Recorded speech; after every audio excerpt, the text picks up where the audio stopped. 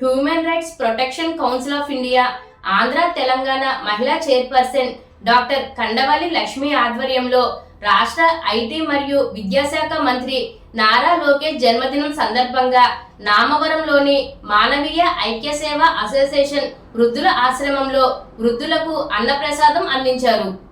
ఈ సందర్భంగా డాక్టర్ కండవల్లి లక్ష్మి మాట్లాడుతూ మంత్రి నారా లోకేష్కి జన్మదిన శుభాకాంక్షలు అందజేశామని అన్నారు. ఇప్పటికే మంత్రిగా ఎన్నో విజయవంతమైన కార్యక్రమాలు చేస్తున్న మంత్రి నారా లోకేష్ యువతకు మంచి భరోసా ఇచ్చే నాయకుడిగా ఎదగాలని లక్ష్మి ఆకాంక్షించారు. మంత్రి లోకేష్కి ఇంకా ఉన్నత స్థానాలకి ఎదగాలని ఆశ్రమంలో ఉన్న వారంతా ప్రార్థించారని ఆమె తెలిపారు. ఈ కార్యక్రమంలో టీడీపీ నాయకురాలు చేపల సత్యవతి, కిల్లాడి బేబీ, కామారెడ్డి నాగు, నిఖిల్, అఖిల్, సంస్థ నిర్వాహకులు తానేటి శ్రీనివాస్, కండవల్లి యువసేన మిత్రులు తదితరులు పాల్గొన్నారు. అందరికీ నమస్కారం.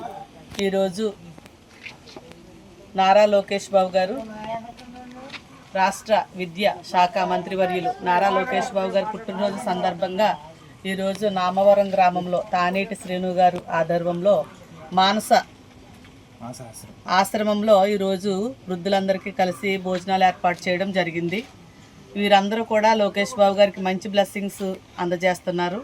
అలాగే రాబోయే రోజుల్లో ఒక మంచి నాయకత్వంలో ఆయనకు ముందుకు వెళ్ళాలని, యువతకు మంచి భరోసా ఇచ్చే నాయకుడిగా ఎదగాలని మనస్ఫూర్తిగా కోరుకుంటూ ఈరోజు నా తరపు నుంచి దివాన్ చెరువు గ్రామం, రాజానగరం నియోజకవర్గం టీడీపీ జిల్లా SSL secretary, human rights protection council of India Andhra Telangana మహిళా చైర్మన్, ఆల్ ఇండియా షెడ్యూల్ కులాల రాష్ట్ర మహిళా ప్రెసిడెంట్గా నేను ఈరోజు నారా లోకేష్ బాబు గారికి ఈరోజు ఇక్కడ ఈ భోజనాల కార్యక్రమం ఏర్పాటు చేయడం కూడా జరిగిందండి.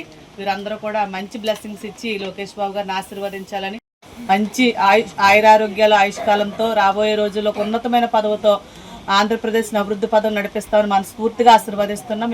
అలాగే మా శ్రీనుబాబు గారు కూడా ఈ భోజనాల విషయంలో పూర్తి సహకారం అందించినటువంటి శ్రీను గారికి, యువతకి కూడా ప్రత్యేకంగా నా హృదయపూర్వకమైన ధన్యవాదాలు తెలియజేస్తున్నాను.